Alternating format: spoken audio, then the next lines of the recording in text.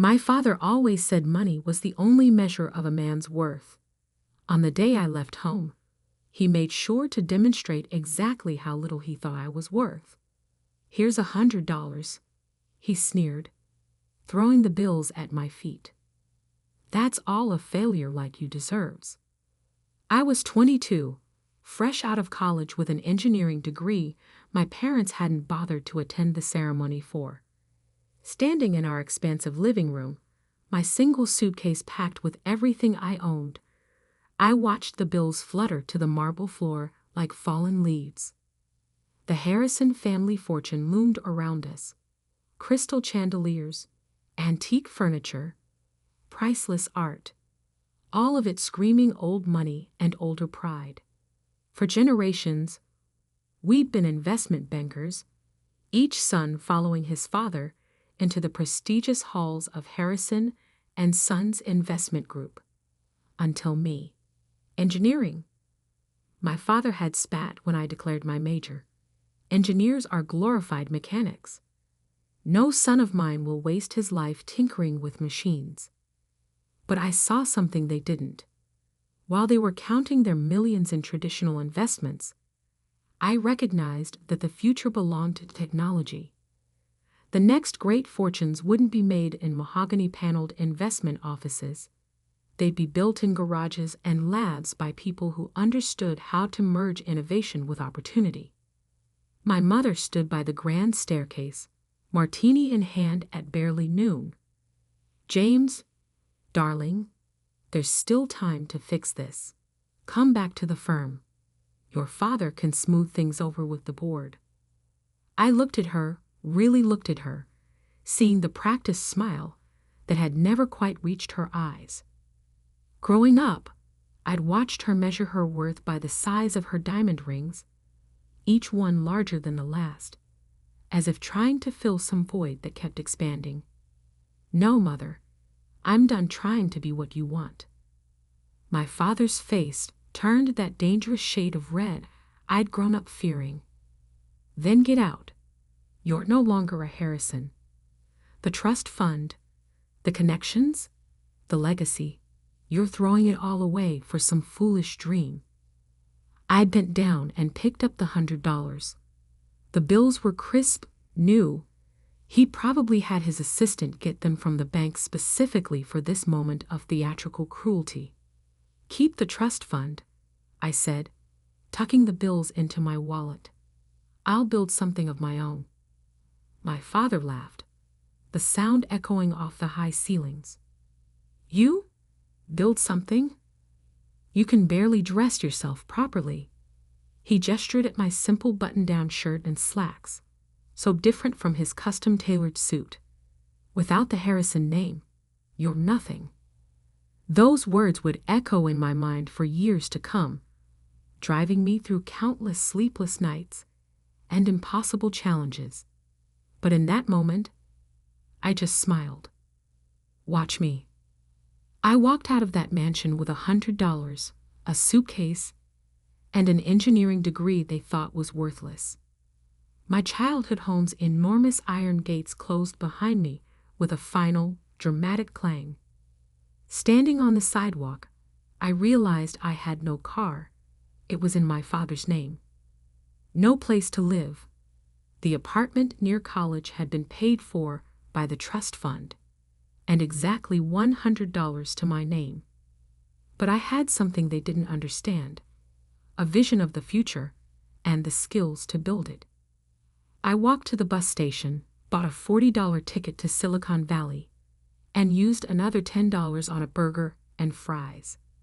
Sitting in that greasy diner, watching buses come and go, I opened my notebook and wrote 3 promises to myself. I would never use the Harrison name for gain.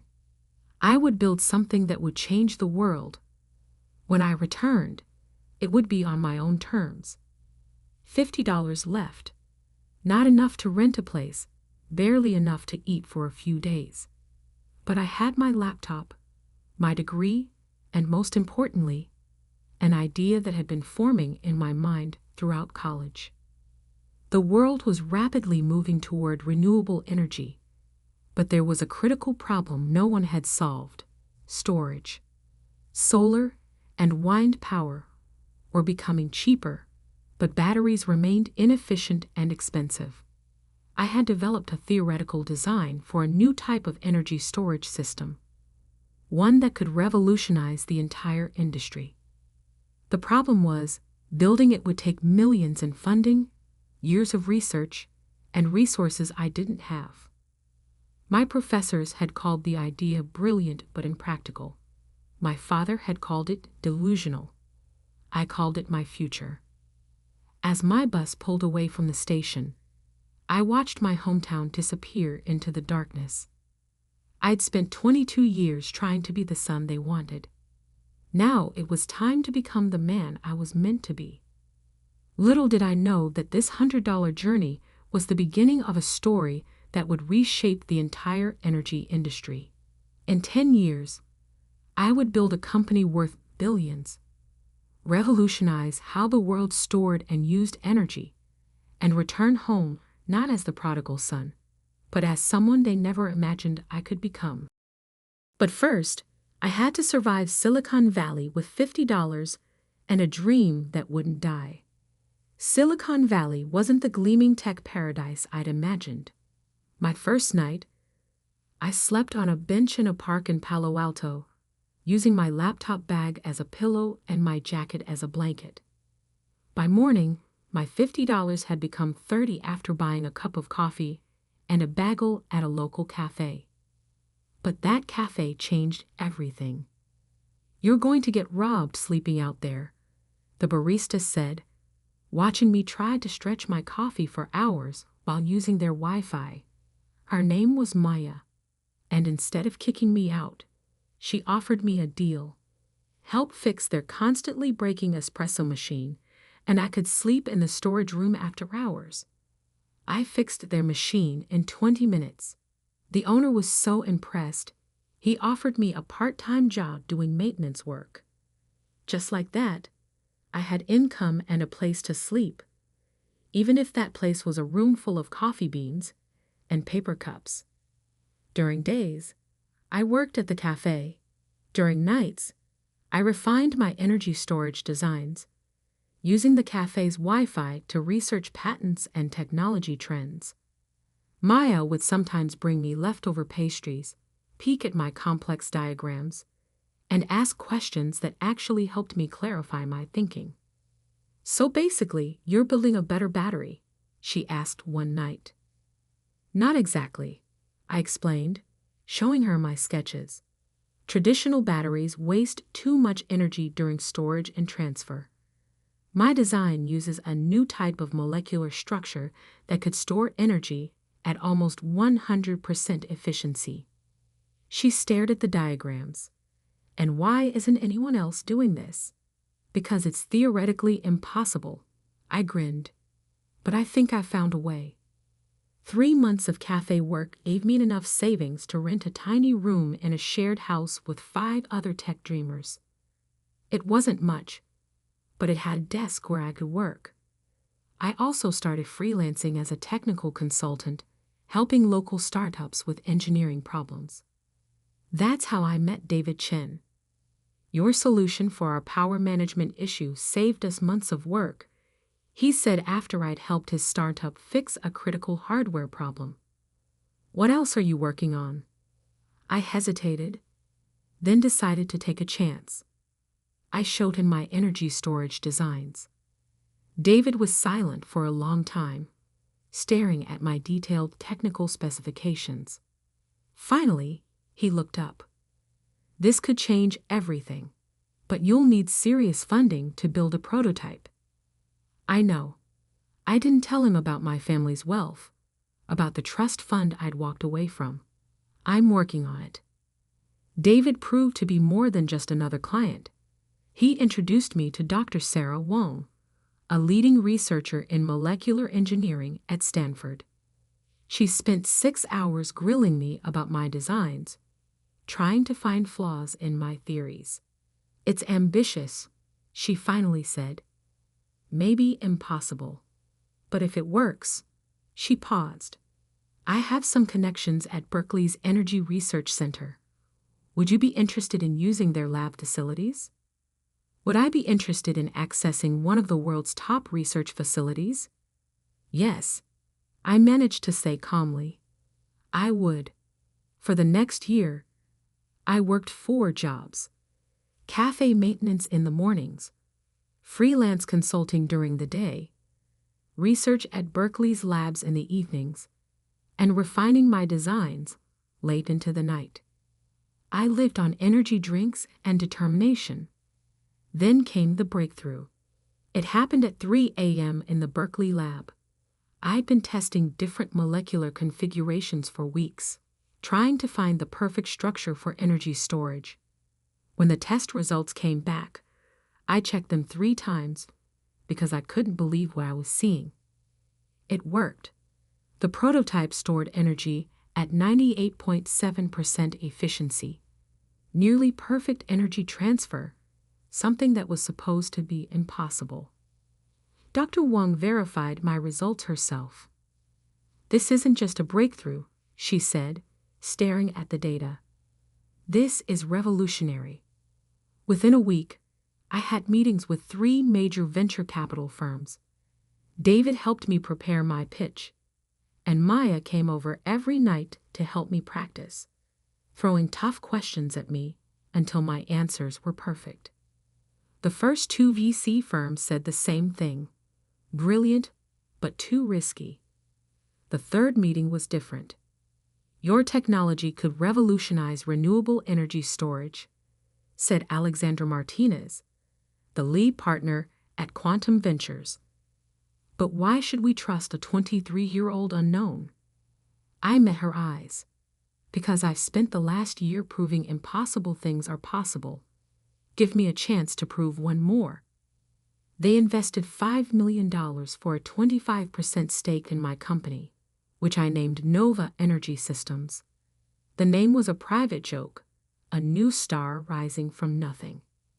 I moved the research to our own facility, hired a small team of brilliant engineers, and worked harder than ever.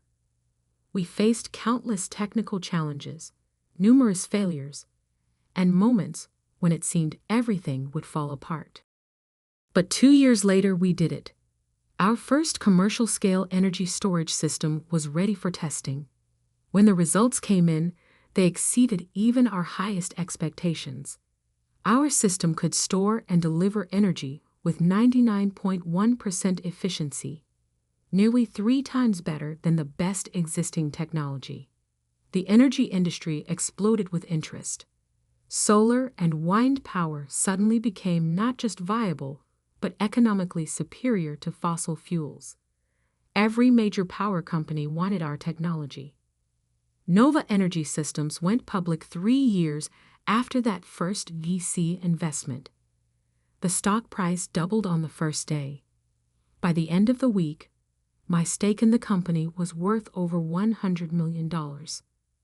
I bought my first suit since leaving home, not from the expensive tailor my father used, but from a boutique that catered to tech executives. Maya, now our head of operations, helped me choose it. "Planning to show off for someone?" she asked with a knowing smile. "No," I said, adjusting the perfectly fitted jacket, "but I think it's time to pay a visit home." I hadn't spoken to my family in 5 years. Through business news and social media, I knew Harrison & Sons Investment Group was struggling. Traditional investment banking was dying, disrupted by financial technology and changing markets. They needed to adapt, to invest in new technologies. Exactly what I had tried to tell them years ago. Now they were facing their biggest crisis yet: a hostile takeover attempt by a mysterious tech-focused investment firm. What they didn't know was that the firm, Digital Horizon Capital, was a subsidiary of Nova Energy Systems, my company. I booked a flight home, my $100 million net worth a far cry from the $100 I'd left with. But I wasn't going back to reconcile or to gloat. I was going back to buy the company that had declared me worthless. Maya caught me staring at my old family photo before I left. Are you sure about this? I tucked the photo away. They taught me that money was the only measure of worth. Time to show them exactly what I'm worth. I didn't know then that my return would shake the Harrison family to its core, that my revenge would be both sweeter and more complicated than I'd imagined, or that the $100 lesson they taught me would end up costing them everything.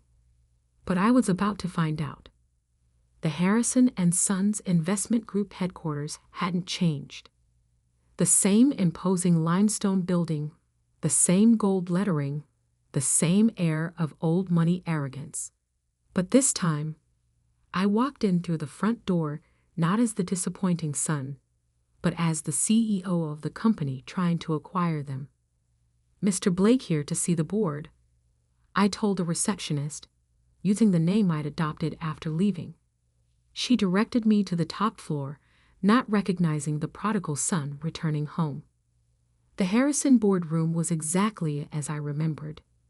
Dark wood paneling, oil paintings of past chairmen, the family crest carved above the fireplace. I played under that table as a child, listening to my father negotiate deals and destroy competitors. Now I sat at the head of that table, waiting. They filed in one by one, board members, executives, and finally, my father. He'd aged more than 5 years should allow. His once commanding presence diminished by stress and failing fortune. He didn't recognize me at first, his eyes sliding past me as he took his seat. Gentlemen, I began, I'm here representing Digital Horizon Capital regarding our offer to acquire Harrison and Sons. We're not interested in being acquired by some tech upstart, my father snapped, still not really looking at me. Harrison and Sons has stood for 150 years and will collapse within 5 if you don't adapt.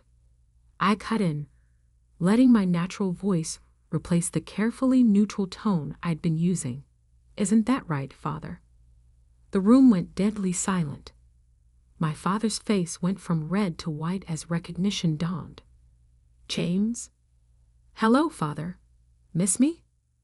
One of the board members, old Mr. Peterson, who'd known me since childhood, actually gasped. Little James Harrison?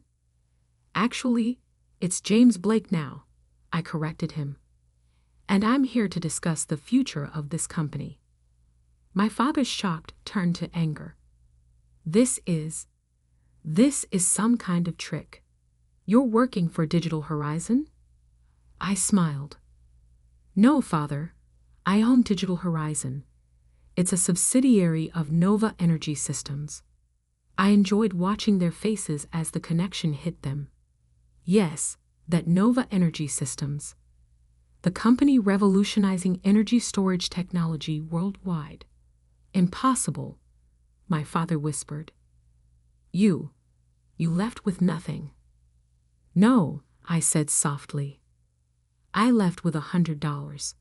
Your last lesson about the value of money. Would you like to know what that lesson bought? I nodded to my assistant, who began distributing folders to each board member. Nova Energy Systems is now worth $4.2 billion. Digital Horizon Capital, which you somehow failed to investigate properly, is our investment arm. Over the past year, we've been quietly buying Harrison and Sons stock through various shells and subsidiaries. I opened my home folder. As of this morning, we own 45% of your shares. We also own the majority of your corporate debt, which, thanks to your recent difficulties, is substantial. The blood drained from my father's face as he realized the full scope of what I'd accomplished. The son he'd thrown away had returned to take everything. The offer is simple, I continued. Harrison and Sons will be absorbed into Digital Horizon. The family name will be retired. The board will be dissolved. I paused, looking directly at my father. And you will step down, effective immediately. "You can't do this," he sputtered. "The family legacy. The family legacy is dying." I cut in sharply. "Your investment strategies are outdated, your technology is ancient, and your arrogance has blinded you to the changing world. I tried to tell you this 5 years ago, but you were too proud to listen." Mr. Peterson cleared his throat. "James, surely we can discuss this. You're still a Harrison." "No," I said firmly. "You all made it very clear that I stopped being a Harrison the day I chose to build something new instead of clinging to something old. I'm not here for reconciliation. I'm here for business."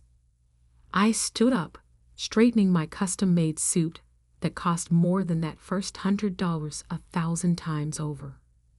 "You have 24 hours to accept the offer. If you refuse, Digital Horizon will call in all outstanding loans immediately. Harrison and Sons will not survive the week." My father found his voice again. "You would destroy your own family's company? Everything we built?" "No, Father. You destroyed it with your stubborn refusal to change. I'm offering you a chance to save what's left. The jobs, the clients, the legacy you claim to care about so much. Whether that legacy bears the Harrison name is no longer your choice." I walked to the door, then turned back one last time. "Oh, and Father? Remember when you said money was the only measure of a man's worth?" I smiled coldly. "By your own measure, what am I worth now?" The next 24 hours passed in a blur of legal meetings and press inquiries. News of Nova Energy Systems' takeover bid had leaked, sending Harrison and Sons stock into chaos. My father tried to fight, of course, calling in old favors and trying to rally support. But I had anticipated everything. Every escape route was blocked. Every potential white knight was already aligned with us. Every financial lifeline was closed.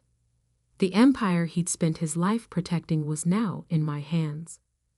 They signed the papers the next day, in the same room where he'd once thrown $100 at my feet. As the lawyers finalized the details, my father approached me. He looked old, beaten, but there was something else in his eyes. Something that might have been respect, or perhaps just resignation. "You planned this," he said quietly. "All of it." "No, Father. You planned it the moment you decided my dreams weren't worth respecting. I just built something better than you could imagine." He nodded slowly. "And now? Will you destroy everything out of revenge?"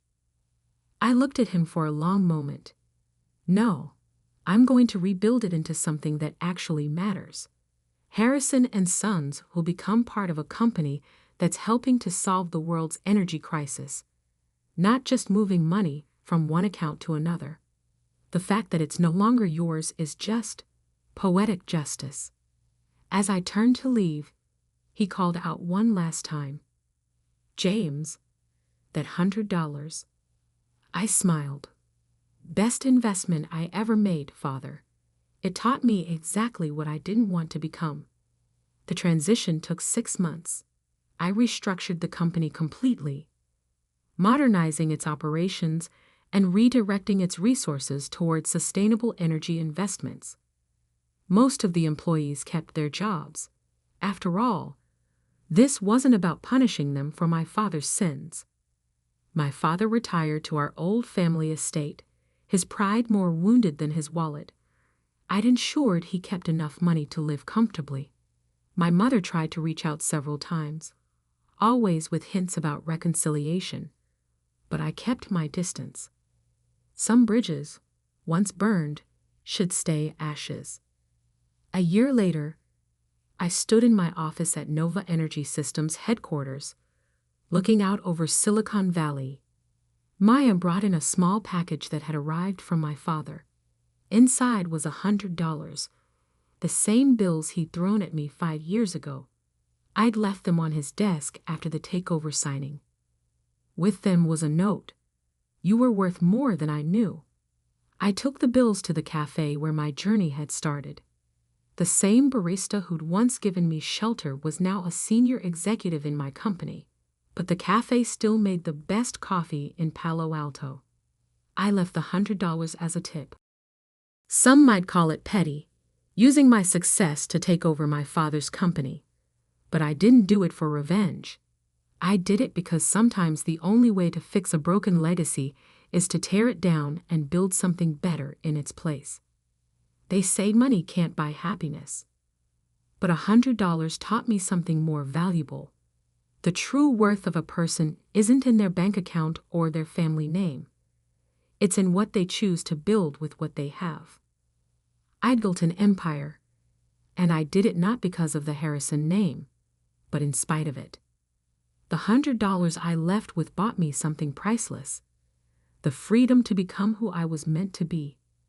The millions I returned with, they just proved I was right all along. And that's worth more than any family fortune. I stood in the rain, watching the movers carry elegant furniture into my sister Emma's new mansion. A wedding gift from our parents. A $2.8 million house in the most prestigious neighborhood in Boston. Meanwhile, I lived in a small apartment above the bookstore where I worked, barely making ends meet. Isn't it perfect for them? My mother gushed, not noticing how soaked I'd gotten standing outside. Emma and James will be so happy here. And there's plenty of room for grandchildren. I forced a smile, thinking of the congratulations card I'd scraped together money to buy. It's beautiful, Mom. Emma emerged from the house, immaculate in designer clothes, her new engagement ring catching what little sunlight filtered through the clouds. Madison, you finally made it. What do you think of our little starter home? Starter home. As if a nearly $3 million mansion was just a stepping stone. It's lovely, I managed. The perfect wedding present. Oh, don't be jealous, Maddie. Emma laughed, using the nickname I'd always hated. I'm sure you'll find someone special too. Maybe one of those nice boys at the bookstore. Our mother jumped in. You know the Henderson's son is still single. He's an accountant now. Very stable career. I bit my tongue. At 32, I had a master's degree in literature and was working on my first novel. But to them, I was just the family disappointment. The daughter who chose books over business, dreams over security. I should go, I said quietly. My shift starts soon. On a Saturday? Mom frowned. But we're having a family dinner to celebrate Emma's house. Some of us have to work weekends, Mom. Emma rolled her eyes. Still so dramatic, Maddie. This is why you struggle, you know. Always choosing the hard way instead of accepting help. Help, like the full ride to business school I'd turned down. Like the position at Dad's firm I'd refused. Like the arranged dates with suitable men I'd avoided. What they never understood was that their help always came with strings. Golden handcuffs designed to shape me into their version of success. The bookstore is short-staffed, I said, already turning to leave. And I need the hours. Well, Mom sighed, at least take some leftovers home. I hate thinking of you eating alone in that tiny apartment.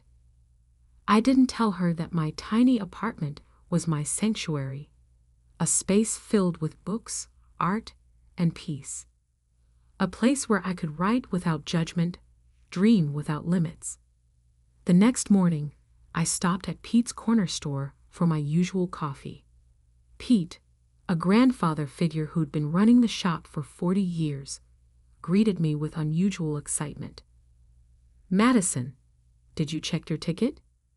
I'd blinked, confused. Then I remembered. The lottery ticket I'd bought 2 days ago.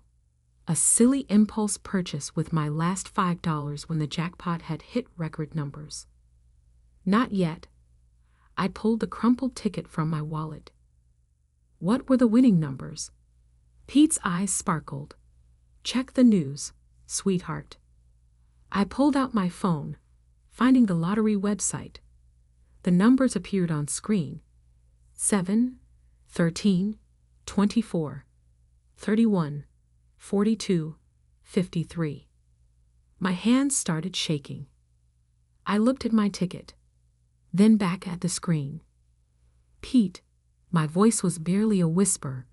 I think I won. He grinned. I know you did, honey. I watched them draw your numbers live last night. All 6 matching numbers. You just won $97 million. The world seemed to tilt sideways. I grabbed the counter for support. Sit down before you fall down. Pete guided me to a chair. Deep breaths. This is big news, but you need to be smart now. Don't tell anyone yet. Get a lawyer first, and for heaven's sake, sign that ticket. With trembling fingers, I signed the back of the ticket.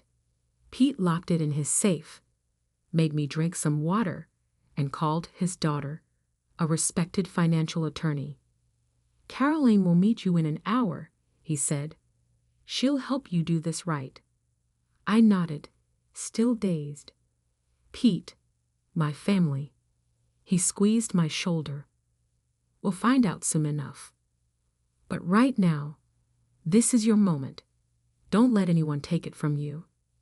As I waited for Caroline, my phone buzzed. A text from Emma.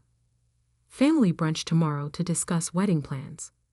Wear something nice for once, and try not to be late like always.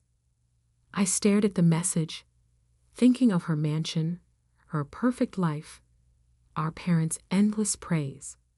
For 20 years, I'd been the family afterthought, the daughter they'd written off as impractical, unsuccessful, lost. Now I had 97 million reasons to prove them wrong. I texted back, sorry, can't make it. I have something more important to do. For once, I wasn't lying. 3 weeks later, I sat in my new lawyer's office, signing the final papers to claim my winnings. Caroline, Pete's daughter, had been invaluable, helping me set up trusts, investment accounts, and ironclad privacy protections. Remember, she said, reviewing the documents, once we submit these, your name becomes public record. Are you ready for that? I thought of the changes I'd already made.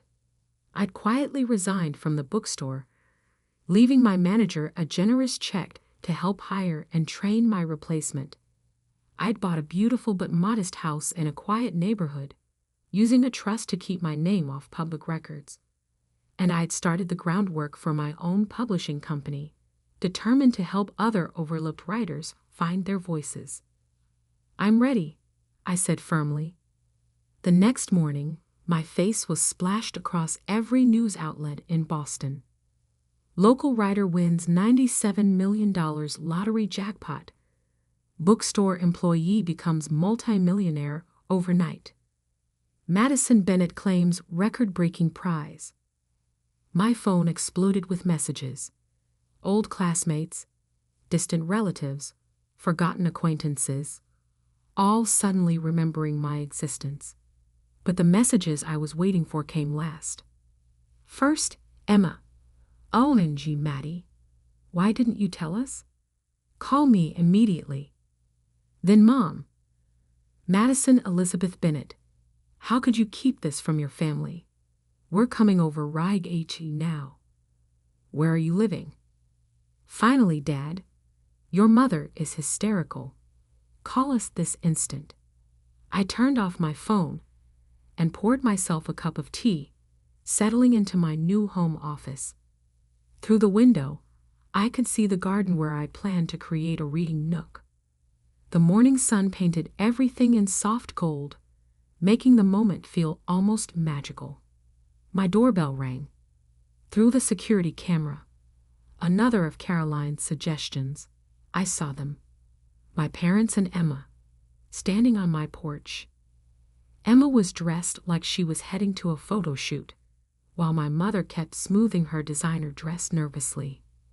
I took a deep breath and opened the door. "Madison," my mother burst out. "We've been so worried. Why haven't you answered our calls? And how did you afford this house? The lottery money hasn't even been released yet and—" "Hello, Mother." I cut her off calmly. "Would you like to come in?" They filed into my living room, taking in the tasteful furnishings and wall-to-wall bookshelves with barely concealed surprise. "Well," Emma said, running a finger along the shelf, "I suppose now you can finally move to a better neighborhood. Maybe near my new house. There's a lovely little colonial for sale, only $4 million. "I'm happy here," I interrupted. "But thank you for your concern." "Maddie, darling." My mother leaned forward, her voice dripping with honey. "You have to understand our shock. This is life-changing money. You'll need guidance, proper financial advice. Your father knows several excellent wealth managers." "I have a team of advisors," I said. "And it's Madison, not Maddie." "Don't be difficult," Emma snapped. "We're trying to help. God knows you've never been good with money. Like that time I loaned you $10,000 for your starter business," I asked quietly. "The one you never paid back." Emma's face flushed. "That was different. I needed—" "What you needed was to take responsibility." I stood up, my voice steady. "Something none of you have ever expected from her. Now see here." My father finally spoke, his face reddening.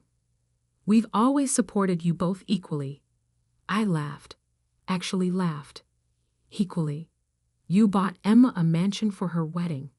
You paid for her business school, her first car, her perfect wedding. What did you give me for graduation? A lecture about practical career choices. Because we worried about you." My mother cried. "Your choices were so impractical. We just wanted— You wanted me to be like Emma," I finished. "The perfect daughter, the sensible one. Well, guess what? My impractical choices led me here. My job at the bookstore, the one you all look down on, is where I bought the winning ticket. And now you can finally have a real life," Emma said, as if she was being generous. "We can help you invest, get you into the right social circles." "No." The room fell silent. "What do you mean no?" my father demanded. I walked to my desk and pulled out 3 envelopes. "Emma, this is a cashier's check for $10,000, repaying the loan you've conveniently forgotten about." I handed her the first envelope. "Mom, Dad, this is a check for $15,000, the total of every gift, every payment, every contribution you've ever made to my life. I've kept careful records." They stared at the envelopes, speechless. "The third envelope," I continued, "contains documents showing I've already established my own publishing company, created a charitable foundation for literacy programs, and set up my investments with one of the top firms in the country. I didn't need your guidance then, and I certainly don't need it now." But we're family," my mother whispered. "Yes, we are. And family should love unconditionally. Support dreams, not squash them. Celebrate differences, not try to erase them." I walked to the door and opened it. "Now, if you'll excuse me, I have a meeting with my foundation board about funding new libraries in underserved communities." "You're making a mistake," my father said stiffly. "You need us."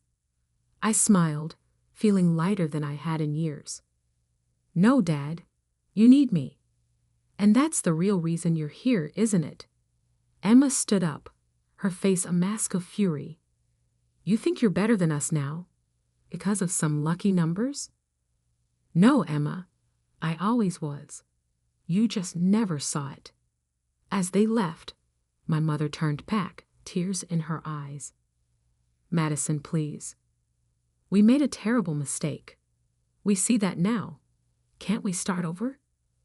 I looked at her, really looked at her, and saw for the first time how small she seemed. How all of them seemed, trapped in their narrow view of success and worth. Maybe someday, I said softly, but not today. I closed the door on their protests, walking back to my office. On my desk sat the manuscript of my novel, a story about a girl finding her voice in a world that tried to silence her. It was time to write the next chapter. 6 months later, the launch party for Bennett Publishing House was everything I dreamed of. We transformed an old warehouse into a magical space filled with books, art, and possibility. Local authors whose works we'd signed mingled with literary agents and journalists, while kids from our literacy program proudly showed off their own stories in a special display area. Pete stood beside me, beaming like a proud father. Look at what you've built, Madison, and not a penny wasted on showing off. He was right. While I could have easily bought a gleaming downtown office tower, I'd chosen to renovate this historic building instead, creating a space that felt like home to writers and readers alike.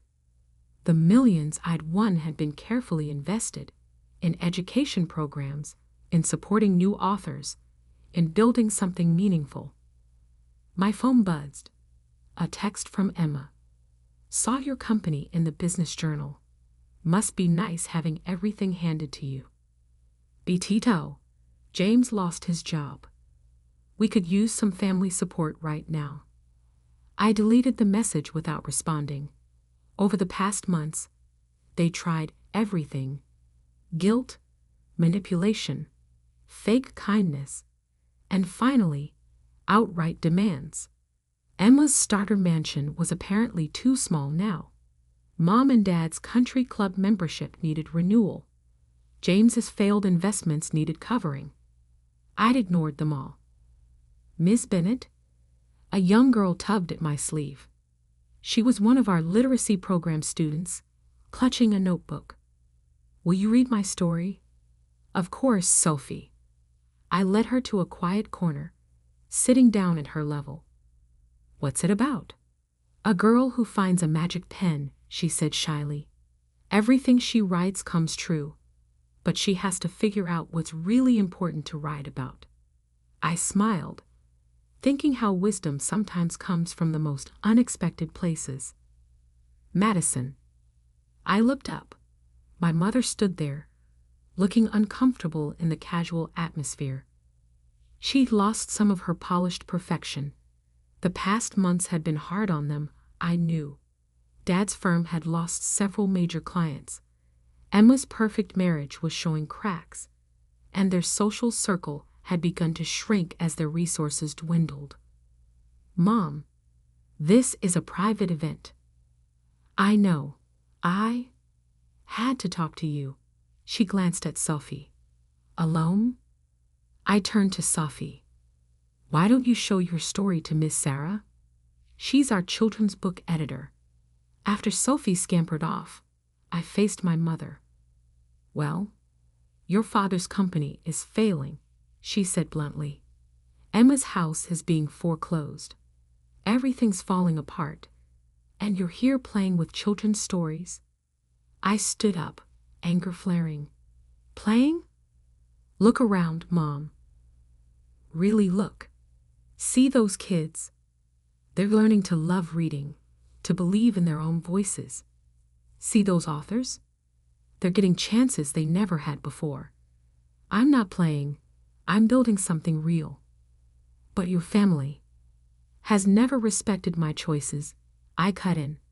Even now, you're not here because you care about what I've built. You're here because you need money. She flinched. We're still your family. Are you? I walked her over to our wall of success stories. Photos of children reading, authors signing their first contracts, community programs making real change. Family celebrates each other's victories. Family supports each other's dreams. When was the last time you asked about my novel? My goals? My happiness? I don't know. Exactly. I turned to face her. The lottery didn't change who I am, Mom. It just gave me the freedom to stop seeking approval I was never going to get. Tears filled her eyes. We were wrong. I see that now. But can't you forgive us? Forgiveness isn't the issue, I said gently. I forgave you months ago. That's why I'm not angry anymore. But forgiveness doesn't mean letting people keep hurting you. What do you want from us? Nothing. That's the point. I don't need anything from you anymore.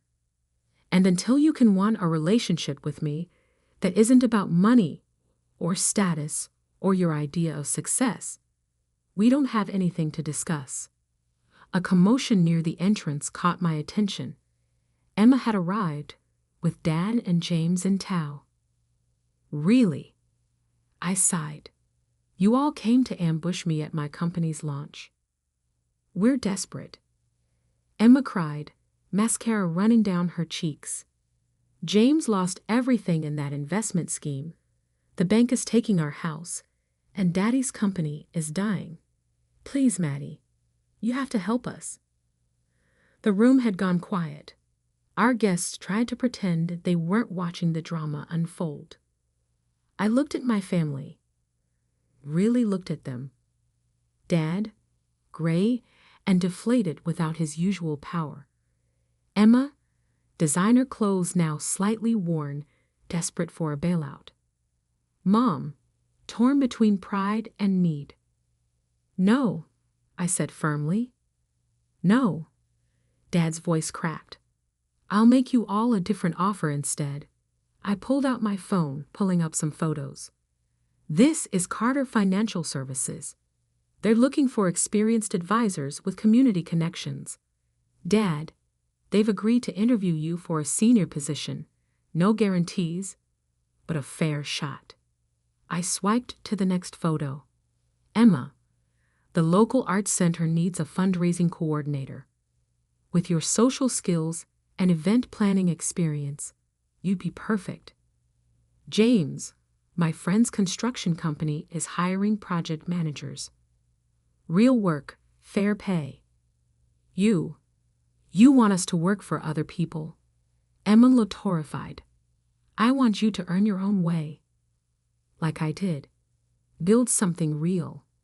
Find out who you are without the fancy titles and borrowed money.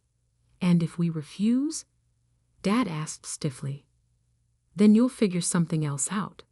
But you won't get a dime from me to maintain the lifestyle that made us all so unhappy.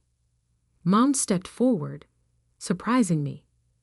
The Arts Center, they really think Emma would be good at fundraising? Yes, because she is good at it. When she's actually trying, not just playing the perfect daughter. Emma wiped her eyes, smearing expensive mascara. I don't know how to be anything else. Yes, you do.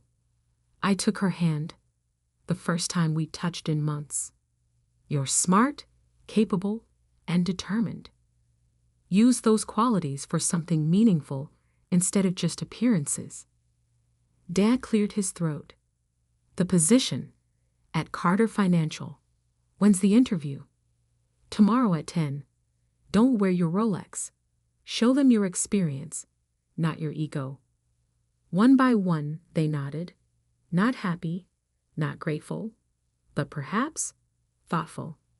As they left, Mom turned back. Your company, it's really amazing, Madison. I'm sorry we never saw. I know, I said softly. Maybe someday you'll see me too. After they were gone, Pete appeared at my side. You okay, kiddo? I looked around at my publishing house, at the dreams being born, the stories being told, the lives being changed. You know what, Pete? I really am.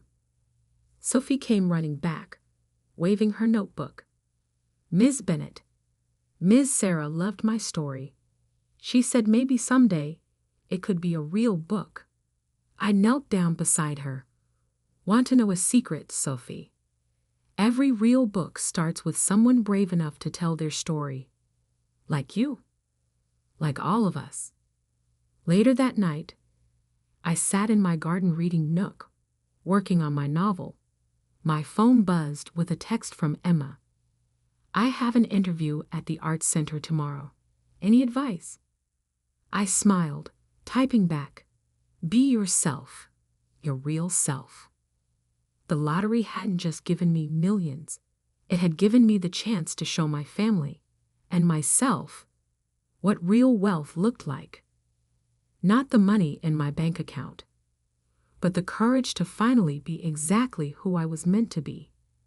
And that was worth more than any number could measure.